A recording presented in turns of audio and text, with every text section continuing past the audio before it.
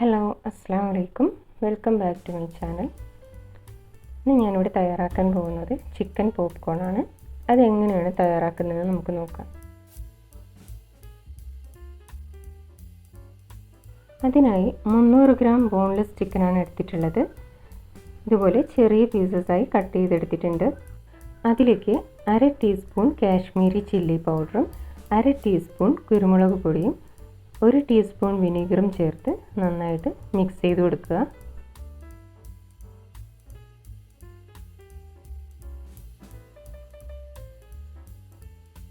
നന്നായി മിക്സ് ചെയ്തെടുത്തിട്ടുണ്ട്. അതിലേക്ക് 3 ടേബിൾ സ്പൂൺ പാലാണ് ഒഴിച്ചു കൊടുക്കുന്നത്. അതിനോടൊപ്പം 1 ടീസ്പൂൺ സോയാ സോസും 1 ടേബിൾ സ്പൂൺ ഇഞ്ചി വെളുത്തുള്ളി പേസ്റ്റും ചേർത്ത് ഒന്നുകൂടി മിക്സ് ചെയ്ത് കൊടുക്കുക. അതിനുശേഷം 15 മിനിറ്റ് റെസ്റ്റ് ചെയ്യാനായി വെക്കാം.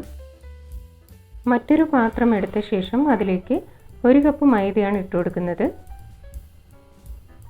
അതിനോടൊപ്പം 1/4 കപ്പ് കോൺഫ്ലോർ, 1/2 ടീസ്പൂൺ ഉപ്പ്, 1/2 ടീസ്പൂൺ മുളക് പൊടി, 1/2 ടീസ്പൂൺ കുരുമുളക് പൊടി എന്നിവ ചേർത്ത് കൊടുത്ത് നന്നായിട്ടൊന്ന് മിക്സ് ചെയ്ത് കൊടുക്കുക. നന്നായി മിക്സ് ചെയ്തെടുത്തിട്ടുണ്ട്. അത് മാറ്റി വെക്കാം. 15 മിനിറ്റിന് ശേഷം ചിക്കൻ എടുത്തിട്ടുണ്ട്. ചിക്കനിൽ നിന്നും ലൂസായി വന്നിട്ടുള്ള മിക്സ്ചർ നമുക്ക് വേറൊരു പാത്രത്തിലേക്ക് ഒഴിച്ചു കൊടുക്കാം.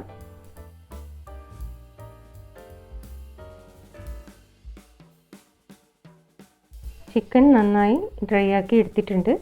മാറ്റി വെച്ച ശേഷം എടുത്തു വെച്ചിട്ടുള്ള ലൂസ് മിക്സിയിലേക്ക് 1/2 കപ്പ് വെള്ളം ഒഴിച്ചു കൊടുക്കുന്നുണ്ട്. എന്നിട്ട് അതൊന്ന് മിക്സ് ചെയ്ത് കൊടുക്കുക. അതിനുശേഷം ഓരോ ചിക്കൻ പീസസും നേരത്തെ തയ്യാറാക്കി വെച്ചേക്കുന്ന മാവിൽ ഡിപ്പ് ചെയ്തെടുക്കുക.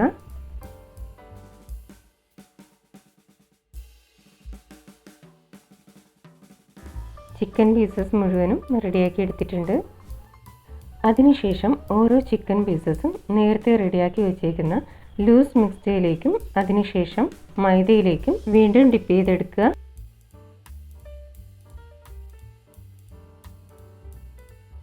എല്ലാം റെഡിയാക്കി എടുത്തിട്ടുണ്ട്. ഫ്രൈ ചെയ്യുന്നതിനാവശ്യമായ ഓയിൽ ചൂടാക്കാനായി വെച്ചിട്ടുണ്ടായിരുന്നു. അതിലേക്ക് ചിക്കൻ പീസസ് ഇട്ട് കൊടുക്കാം.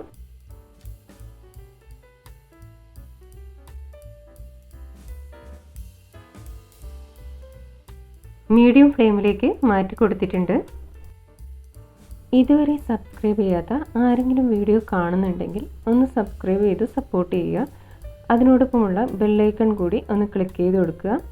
അതിനുശേഷം ഓൾ എന്ന ഓപ്ഷൻ സെലക്ട് ചെയ്ത് കൊടുക്കുക. അപ്പോൾ വീഡിയോസ് ഇടുമ്പോൾ തന്നെ നിങ്ങൾക്ക് നോട്ടിഫിക്കേഷൻ കിട്ടുന്നതായിരിക്കും.